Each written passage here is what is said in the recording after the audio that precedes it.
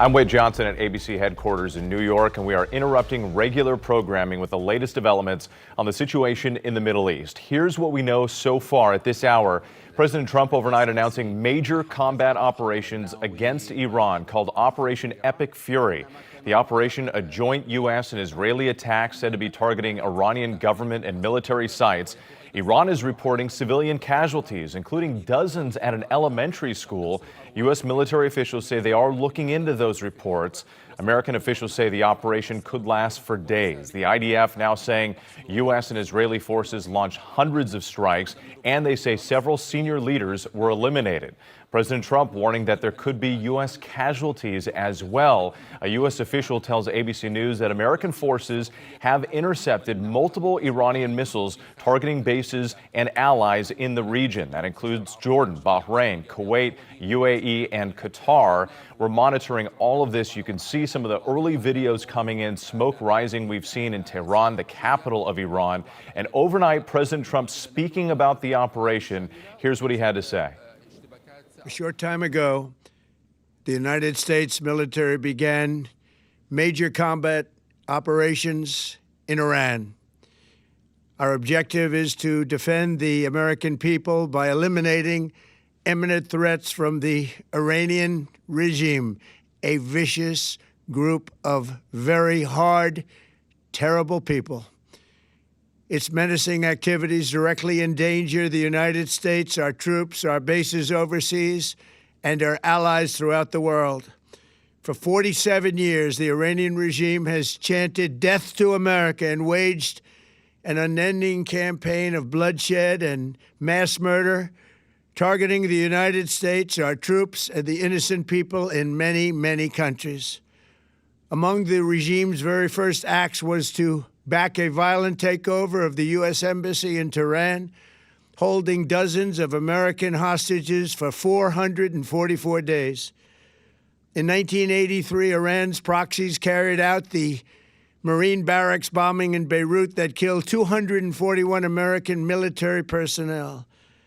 In 2000, they knew and were probably involved with the attack on the USS Cole. Many died. Iranian forces killed and maimed hundreds of American service members in Iraq. The regime's proxies have continued to launch countless attacks against American forces stationed in the Middle East in recent years, as well as U.S. naval and commercial vessels in international shipping lanes. It's been mass terror, and we're not going to put up with it any longer. From Lebanon to Yemen and Syria to Iraq, the regime has armed, trained, and funded terrorist militias that have soaked the earth with blood and guts. And it was Iran's proxy, Hamas, that launched the monstrous October 7th attacks on Israel, slaughtering more than 1,000 innocent people, including 46 Americans, while taking 12 of our citizens hostage. It was brutal. Something like the world has never seen before. Iran is the world's #1 state sponsor of terror and just recently killed tens of thousands of its own citizens on the street as they protested. It has always been the policy of the United States, in particular my administration, that this terrorist regime can never have a nuclear weapon. I'll say it again, they can never have a nuclear weapon. That is why in Operation Midnight Hammer last June, we obliterated the regime's nuclear program at Fordow, Natanz, and Isfahan. After that attack, we warned them never to resume their malicious pursuit of nuclear weapons, and we sought repeatedly to make a deal. We tried. They wanted to do it. They didn't want to do it. Again, they wanted to do it. They didn't want to do it. They didn't know what was happening. They just wanted to practice evil. But Iran refused, just as it has for decades and decades. They've rejected every opportunity to renounce their nuclear ambitions, and we can't take it anymore. Instead, they attempted to rebuild their nuclear program and to continue developing long-range missiles that can now threaten our very good friends and allies in Europe, our troops stationed overseas, and could soon reach the American homeland. Just imagine how emboldened this regime would be if they ever had and actually were armed with nuclear weapons as a means to deliver their message. For these reasons, the United States military is undertaking a massive and ongoing operation to prevent this very wicked, radical dictatorship from threatening America and our core national security interests. We are going to destroy their missiles and raise their missile industry to the ground. It will be totally, again, obliterated.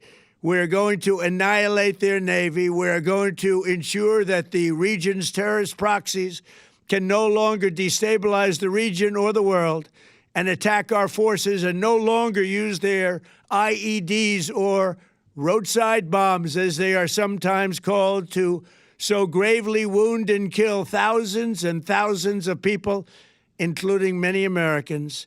And we will ensure that Iran does not obtain a nuclear weapon. It's a very simple message. They will never have a nuclear weapon. This regime will soon learn that no one should challenge the strength and might of the United States Armed Forces.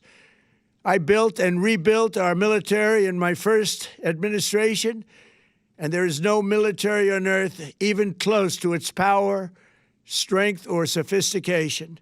My administration has taken every possible step to minimize the risk to U.S. personnel in the region.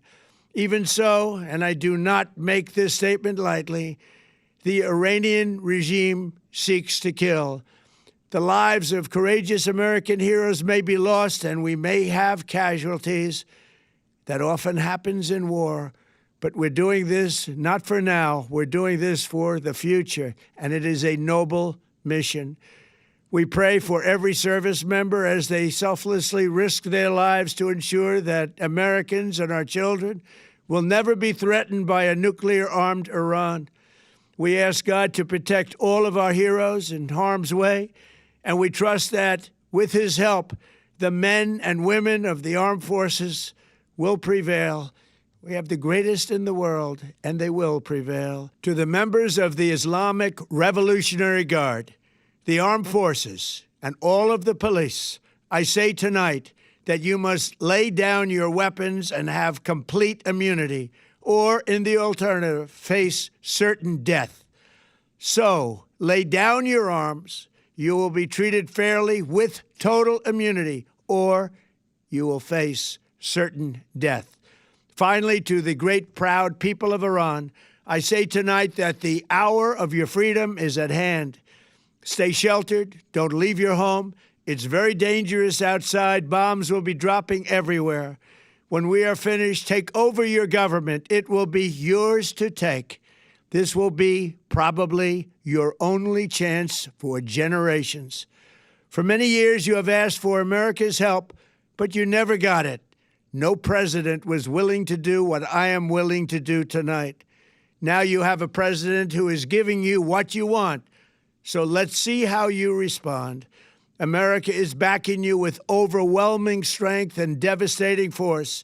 Now is the time to seize control of your destiny and to unleash the prosperous and glorious future that is close within your reach. This is the moment for action. Do not let it pass. May God bless the brave men and women of America's armed forces. May God bless the United States of America. May God bless you all. Thank you.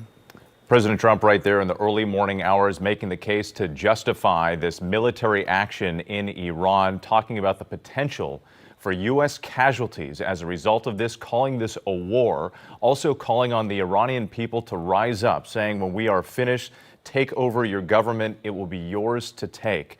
The president also talking about the reasons for going into this, calling it an imminent threat, although not presenting any specific evidence. We are getting some other reports from multiple sources who tell ABC News that the attacks also targeted Iran's leadership, including the president and supreme leader Ayatollah Khamenei.